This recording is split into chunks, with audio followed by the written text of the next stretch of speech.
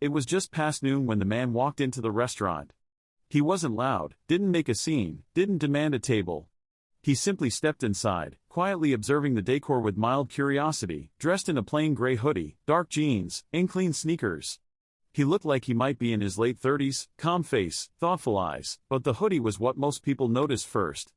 At least, that's what the manager saw. Sarah, the floor manager, had been working double shifts all week. She was tired, stressed, and in no mood to deal with what she thought might be a loiterer. She didn't like when people came in just to wander around without ordering, especially people who didn't fit the atmosphere, as she sometimes put it in staff meetings. She stepped in front of him before he reached the hostess stand. "Hi, can I help you with something?" she asked, not unkindly, but firmly, voice sharp with the kind of tone that says this is not your place. The man smiled slightly. "Just taking a look," he replied. "It's a beautiful space." She frowned. "This is a restaurant. You can't just walk in and look around. If you'd like to place an order, I'd be happy to seat you." There was no malice in her voice, just the cold professionalism of someone drawing a line. A few customers nearby watched, silent. The man gave a quiet nod, as if absorbing something unspoken, and turned to leave without protest. But just before the door closed behind him, he paused and looked back, not with anger, not with smugness, but with the calm of someone who knew something no one else in the room did. And then he left. Sarah sighed and turned back toward the bar, already pushing the moment out of her mind. She had tables to manage, orders to double-check, a Yelp review to worry about. But what she didn't know, what none of them knew, was that the man she had just turned away wasn't just passing through. He wasn't lost. He wasn't some stranger off the street. That man owned the building they were standing in. The restaurant settled back into its lunchtime rhythm, silverware clinking, espresso machines hissing, and servers weaving between tables with plates balanced like dancers in a tight space. But a tension lingered in the air, subtle yet present, like the final note of a song that refused to fade. In the kitchen, one of the waiters, Marcus, glanced out the window and saw the man in the hoodie now standing across the street, looking back up at the building with a distant expression. "He's still there," Marcus murmured. Sarah looked up from the iPad she was tapping orders into. "Who?" "That guy you kicked out." She scoffed. "I didn't kick him out. He didn't belong in here unless he planned to eat." Marcus didn't say anything. He was new, only a few months into the job, but he'd grown up in the neighborhood, and he had a different sense for people like the man in the hoodie, quiet types with something more behind the eyes. Something measured. Across the dining room, at a corner table by the window, a regular customer, Mrs. Dillard, watched the man outside too. She was in her 70s, sharp as ever, and known to chat with anyone who'd listen. She leaned toward the young hostess. "Funny thing," she said, nodding toward the man. "I think I've seen him before. Real estate circles. My son mentioned him last year. Big name around here. Keeps a low profile." The hostess raised an eyebrow. "That guy?"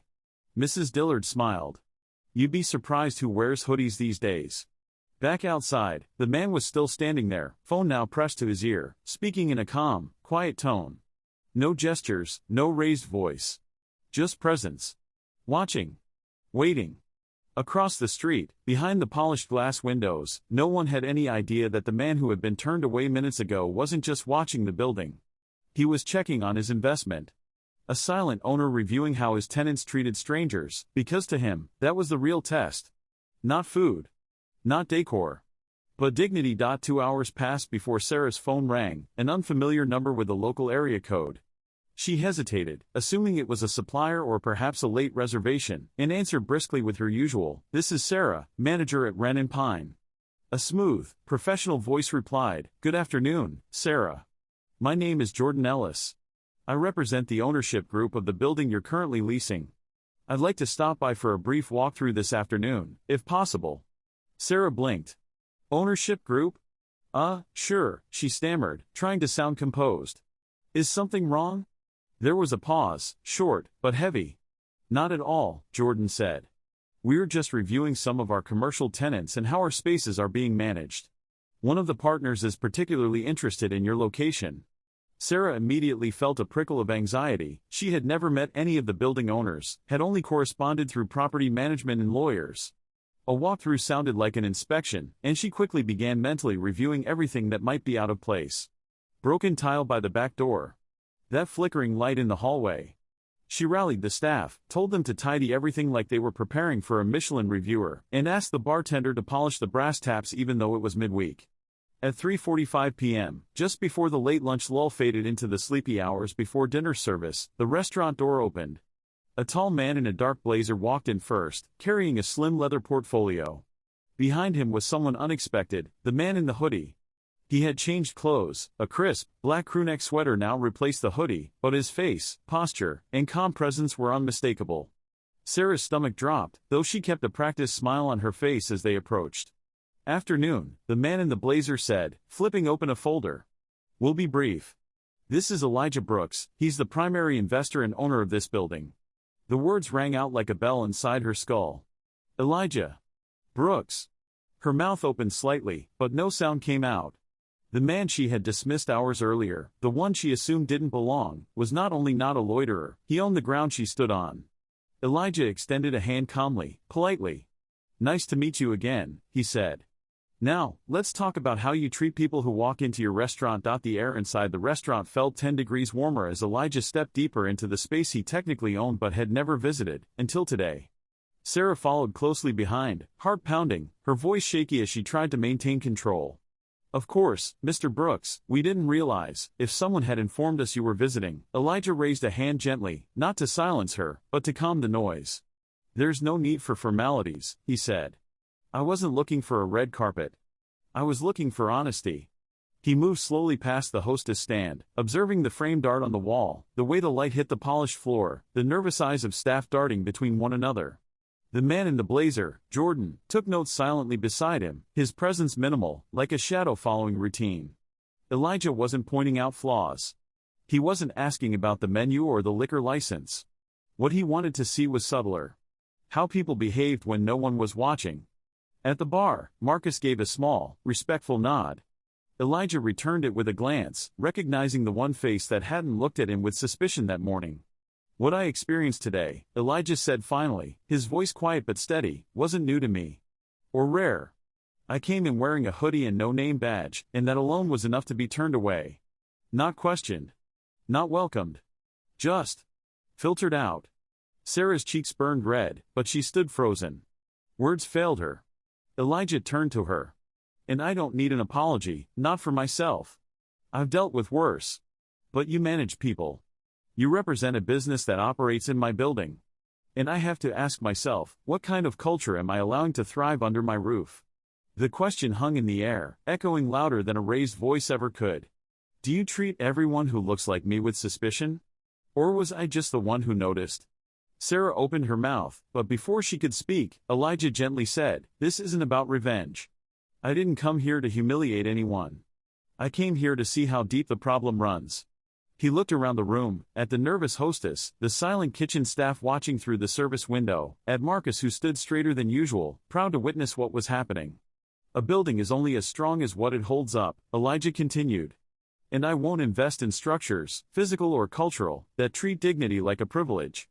With that, he nodded to Jordan, who handed Sarah a small folder. Inside was a formal notice: the restaurant's lease would not be renewed at the end of the term. She stared down at the paper, hands trembling. Elijah looked her in the eyes, not with cruelty, but with clarity. "Sometimes the only way to rebuild," he said, "is to start over." By the next morning, the entire restaurant staff knew. Not just the servers, but the dishwasher, the delivery guy, even the pastry chef who usually kept to herself with headphones in all day. The lease termination wasn't immediate, but it hung over them like a slow-moving storm, distant but certain. Sarah had retreated into silence, spending most of her shift in the office, pale and restless, making frantic calls to the owners of the restaurant brand, trying to explain what had happened without sounding like she had let prejudice sabotage an entire business. But there was no easy way to spin the truth. Meanwhile, the staff whispered in pockets. Not about Elijah's wealth or power, though some were stunned by the reveal, but about the quiet dignity he'd carried. No shouting. No threats. Just a mirror held up, forcing everyone to see what had really taken place. Marcus, usually one of the quieter waiters, suddenly found himself being asked about what he saw, what he thought. He didn't say much, but people noticed he walked with a little more confidence now, a kind of subtle pride that wasn't about ego, but recognition. He had known something was off from the start, he'd felt it in Sarah's tone, in the assumptions she made so effortlessly. And now, the man in the hoodie was no longer a nobody. He was a name, a face, and a decision-maker. More importantly, he had reminded them all that who you overlook can shape your future more than who you impress. By the afternoon, even customers had started to talk. Mrs. Dillard came in again, ordered her usual tea, and said softly to the hostess, "People forget that grace and power often wear the same coat. Sometimes even a hoodie." The hostess just nodded, unsure how to respond. The mood in the room had shifted, not chaotic, but tense with reflection. Like a lesson had been taught, and no one could go back to pretending they hadn't heard it. 3 days later, Marcus was closing up after a slow evening shift when his phone buzzed. The number was unfamiliar again, just like that call Sarah had received, local area code, no contact saved. Curious and cautious, he stepped outside the back door into the cool night air and answered. "Hello." A familiar voice replied, calm, steady, unmistakably Elijah's. "Marcus. This is Elijah Brooks. You may not remember me, but I remember you." Marcus blinked. "Of course I remember you, sir." Elijah chuckled softly. "Don't call me sir. You saw me when others didn't. That matters." There was a short pause before Elijah continued. "I wanted to ask if you'd be willing to meet. I have a project in mind for this space once the current lease ends, and I'm looking for people who understand what real hospitality means. People who see before they judge. People like you." Marcus stood still, stunned. The night around him was quiet, just the hum of distant traffic and the faint clang of a dumpster lid closing somewhere down the block. "You want me to be part of it?" he asked slowly. "More than part of it," Elijah said. "I want you to help build it. I'm not just reopening a restaurant. I'm reimagining what kind of place this can be, for the neighborhood, for people like us. I'm not offering you a job, Marcus. I'm offering you trust. The kind too many of us never get." Marcus swallowed hard. No one had ever said something like that to him. He wasn't a chef. He didn't have a business degree. He just worked hard, listened, and treated people like people. But Elijah saw something in that, and now, Marcus was being invited to help shape something entirely new. "I don't have experience with running anything," Marcus said honestly. "Good," Elijah replied. "You have experience with being overlooked. That means you won't overlook others." They agreed to meet later that week. As Marcus hung up, he leaned against the brick wall behind the restaurant, staring up at the sky. The stars were faint behind the city haze, but still there, just like opportunity, just like change. For the first time in his life, he felt like maybe the door hadn't just opened for him. Maybe someone had waited for him to walk through it. 6 months later, the doors opened again, same address, same brick facade, but everything else had changed. The restaurant had been gutted and reborn, not into a luxury lounge or a sterile minimalist eatery, but into a warm, welcoming space called Second Table, a name chosen by Elijah himself to reflect the idea that everyone deserves a seat, even if they weren't offered one the first time. Marcus stood just inside the front doors, wearing a clean button-up, sleeves rolled up to the elbows, a nervous energy buzzing under his skin as guests began to trickle in, some familiar faces, some new, all met with the same genuine smile. The lights were soft, the playlist a careful blend of old soul and modern jazz, and the kitchen, headed by a chef Elijah had personally mentored, hummed with the quiet confidence of people who felt trusted. Sarah never returned. The previous brand moved on without protest after Elijah declined to renew their lease, and no one mourned the change. But others came, young local staff who had never worked in hospitality before but were trained not just in service, but in presence, how to treat people with dignity, not performance. Elijah arrived late that night, not in a hoodie or a suit, but in a simple gray sweater and slacks, nodding quietly to Marcus as he passed through the doorway. He took a seat at a corner table, no fanfare, no speech, just observance. Watching people eat, talk, belong. No one rushed to impress him. They didn't need to. What he built, what they had built, was already speaking louder than any headline ever could. At one point, a young couple hesitated at the door, uncertain if they were dressed well enough to come in. Marcus spotted them, waved warmly, and said, "Come in. This place is yours too." And they did. Because that was the point.